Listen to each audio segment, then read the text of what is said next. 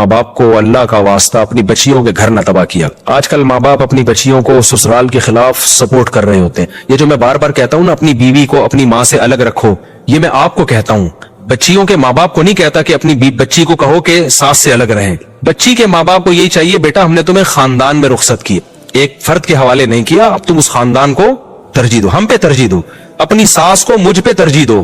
جو ماں سمجھدار ہوگی نا وہ کیا کہے گی، بیٹی میں ایک بات کا حکم دیتی ہوں اور ساس دوسری بات کا حکم دیتی ہے، تو تم نے میری بات نہیں ماننی بلکہ کس کی بات ماننی ہے، ساس کی بات۔ جو سمجھدار عورت ہوگی وہ یہ کہے گی، نہیں یاری بات میرا خیال ہے سمجھ میں۔ اور بیوقوف عورت کیا کہتی ہے، میں نے تمہیں بلایا، تمہاری ساس کون ہوتی ہے روکنے والی؟ میں سمجھا پا رہا ہوں اپنی بات؟ تمہاری ساس کیسے؟ میں ماں ہوں، میں نے پالا ہے، ابے پالا ہے تو اس کا فیوچر دیکھو نا اچھا ہے۔ اور جو اچھا باپ ہوگا نا بیٹی کا، وہ کہے گا بیٹا سسر تو کسی اور بات کا آرڈر دے رہے ہیں، میں کسی بات کا آرڈر دے رہا ہوں، تو تم نے کیا کرنا ہے، سسر کی بات مانی، کیونکہ تمہارا مستقبل مجھ سے وابستہ نہیں ہے بلکہ کس سے وابستہ ہے۔ آپ کہہ سکتے ہو باپ اپنی بغاوت پہ اکسا رہا ہے، بھائی باپ اصل وہ ہوتا ہے جو بیٹی کا فائدہ دیکھے، تو بیٹی کا فائدہ سسر کی مان کے چلنے میں ہے۔ اگر باپ سسر کے خلاف لے کے جائے گا تو نقصان کس کا ہوگا؟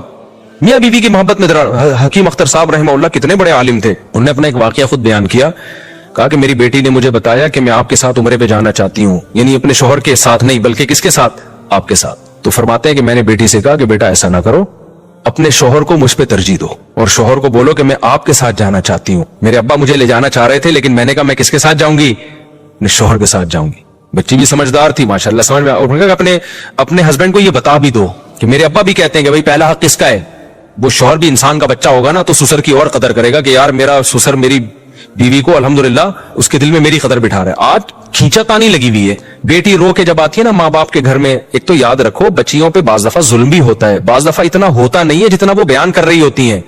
عورت کی ایک صفت ہے رونا، ان کو رونا جلدی آتا ہے، بعض دفعہ صحیح رونا بھی ہوتا ہے، کہیں یہ نہ سمجھے کہ جو بھی رو رہی ہے تو آپ بولے فراڈی ہے، لیکن عورت کی عادت یہ ہوتی ہے کہ بعض دفعہ اتنا بڑا مسئلہ نہیں ہوتا جتنا وہ رو رو کے بیان کر رہی ہوتی ہے۔ اب ماں باپ کا دل نرم ہوتا ہے اور ہوتا ہے ظاہر ان کو تو بیٹی سے محبت ہے، تجربہ ہوتا نہیں ان کو، وہ ایک دم جذبات میں آ رہا تھا، بچی روتی ہوئی آئی، یہ ہوا، ابا ایک دم توپے نکال کے نا میزائل کا رخ کر دیا سسرال کی طرف بچی کے، صحیح ہے نا بے میری بچی۔ بھائی یہ ہوتا ہے، یہ نیچرل ہے یار، چھوٹی موٹی باتوں پہ بعض دفعہ بہت بڑا چڑھا کے بچیاں بیان کر رہی ہوتی ہیں، ان کو پتا ہے کہ اگر ہم ویسے ہی آ گئے تو یہاں بھی پٹیں گے، ہم بولیں گے کچھ ہوا ہی نہیں تھا، ایک آنسو تو آ گئی تو اٹھ کے، ہم پاگل ہیں کیا؟ تو وہ پھر بیچاری وہ لڑکیاں بیان کر رہی ہوتی ہیں اس کو جذباتی، تاکہ ماں باپ یہ سمجھیں کہ میرا آنا بالکل درست ہے۔ تو میں یہ نہیں کہہ رہا کہ ماں باپ اس کو ایک دم ڈانٹنا شروع کر دیں کیوں آئی ہے، نہ اس کو آرام سے ریلیکس، اچھا ظلم ہوا ہو ابھی اس کے ہاں میں ہاں ملائیں، کیونکہ یہ بھی تو ہو سکتا ہے واقعی ہوا ہو، ایسا نہ بغاوت پہ آ جائے، بٹھائیں بیٹا، یہ بہت ہو گیا بیٹا، وہ کہ فون کریں میرے شوہر کو، فوراً کبھی بھی فون نہ کریں، نہ سسر کو، نہ ساس کو، نہ اس کے شوہر، آپ بٹھائیں، بہت غلط ہو گیا، میں تو پہلے ہی اس کا تھا کہ یہ صحیح نہیں ہے اس جگہ، یہ بھی بیٹھو بیٹا آرام سے، 2-4 دن گزاریں ٹھیک ہو جائے گی، اس کے بعد پھر پتا چلے گا کہ اتنا ہوا ہے یا نہیں ہوا۔ اور پھر پہلی دفعہ میں ایک دم سے تصفیے کی کوشش بھی نہ کریں، ہر گھر میں ہوتا ہے شروع میں، اس کو بھی 2-3 دن میں خود ہی سمجھ میں آ جائے گا کہ میری غلطی تھی یا کس کی غلطی ہے۔ ماں باپ کے گھر رہنا بھی شادی کے بعد بچے کے لیے آسان نہیں ہوتا، تو خود ہی کہے گی مجھے چھوڑ کر آئے، تو آپ چھوڑ کے چلے جائیں۔ پھر دوبارہ ایسا ہو گیا 3-4-6 دفعہ ہوا ہے تو پھر جا کے پوچھے یار وہ کیا مسئلہ ہے بھائی، کیا ہو رہا ہے۔ ایک دم سے چنگیز خان نہ بنے، بٹھا کے داماد کو بلائے، بیٹا آرام سے بتاؤ کیا ہوا ہے، ہو سکتا ہے آپ کی بیٹی کی غلطی ہو، وہ ٹھیک ہو، آپ کے ساتھ بھی تو یہی کچھ ہوا تھا کہ نہیں ہوا تھا شروع میں، ہو سکتا ہے وہ ٹھیک ہو، پوری بات سنیں۔ میں نے PCO کیسز دیکھے ہیں اس طرح سے کہ معاملہ کچھ اور ہی نکل رہا ہوتا ہے جب تمیز سے بات سنی جاتی، پوری بات سنیں، پھر دیکھیں، اینالائز کریں، تجزیہ کریں، بھائی کس کی غلطی ہے، جتنی ہو اتنی آرام سے تنبیہ کریں۔ وہ داماد بھی نیا اس کی چوتھی شادی تھوڑی ہے، پہلی دفعہ شادی کی، اس کو بھی نہیں تجربہ کہ بیویوں کو کیسے لے کے چلا جاتا، تو اس لیے اس کو آرام سے سمجھائیں یار یہ بات اس طرح نہیں، اس طرح کے دیکھو یہ ہم نے بچی کو بڑے ناز، حالانکہ ناز واز سے پالا نہیں ہوتا، لیکن اس وقت یہی کہا جاتا ہے ہم نے بڑے ناز سے پالا ہے اور جو ہے بہت لاڈ سے یہ بچی پلی ہے، اس کو ذرا تمیز سے دیکھو، اس طرح کر کے 3 سال کا آپ سمجھ لیں کہ شادی کے بعد 3 سال پھڈوں میں گزریں گے، اور اس میں برداشت کے علاوہ آپ کے پاس کوئی آپشن نہیں ہے، کیونکہ ایک دوسرے کو آج کل شادیاں اجنبیوں میں ہو رہی ہیں، ایک دوسرے کے خاندان میچ نہیں کر رہے ہوتے، ترجیحات میچ نہیں کر رہی ہوتی، بہت سارے مسائل ہوتے ہیں، سمجھ نہیں پا رہے ہوتے، 3 سال کے بعد وہ خود ایک دوسرے کو ایڈجسٹ کر لیتے ہیں۔ عورت کو پتا چل جاتا ہے میرے شوہر کی یہ کمزوری ہے، یہ اس کی خوبی ہے، مرد کو پتا چل جاتا ہے یہ کمزوری ہے، یہ اس کی، وہ خود بھی تو ان دونوں کے مفاد ہے نا، آہستہ آہستہ ایڈجسٹ ہو جاتے ہیں، وہ پھر 2-4 بچے ہو جائیں تو ویسے ہی وہ پھر بچوں کے لیے سیٹ ہو جاتے ہیں۔ لیکن ہوتا یہ ہے کہ ایک دم نہ چنگیز خان بن کے لڑکی کا باپ اور اس کے بھائی اور بہنوں کو دھمکیاں دینا شروع کر دیں گے. وہ اپنی غیرت کا مسئلہ بنا لیتا ہے اس کو. وہ کہتا ہے یار یہ تو میرے سے باتیں نہیں کر رہے. پھر وہ دیر طلاقیں ہوتی ہیں, پھر 4 دن بچی کو گھر میں بٹھا کے نا پھر کہتے ہیں یار یہ طلاق ہوئی ہے کہ نہیں ہوئی ہے, اہل حدیث سے فتویٰ لے لو. اسی کو پہنانے کی کوشش میں لگے ہوتے ہیں, کیونکہ آسان نہیں ہوتا طلاق کے بعد بچیوں کو گھر میں بٹھاؤ گے. آج کل کنواریوں کی شادیاں نہیں ہو رہی, طلاق یافتاؤں کی کہاں سے ہو رہی ہیں. تھوڑا کمپرومائز کرو. اچھا شوہر کو تو چاہیے کہ وہ اپنی بیوی کو الگ رکھے اپنی ماں سے. میں یہ شوہروں کو کہتا ہوں, عورتوں کو نہیں کہتا کہ آپ اپنے شوہر سے بولو کہ مجھے الگ ہوئی, اس سے گھر کا ماحول خراب ہوتا ہے. مرد کو چاہیے خود ہی یہ کام کر لے, خود یہ کام کرے کہ بھئی الگ رکھے اس کو, اگر اللہ نے وسائل دی. لیکن ماں کو نہیں چاہیے کہ اپنی بچی کے کان بھرے, میرا بیان سنا سنا کے مفتی صاحب بھی یہی کہتے ہیں کہ الگ رہنا چاہیے. تم اس سے ماحول خراب ہونے کے علاوہ کچھ بھی حاصل.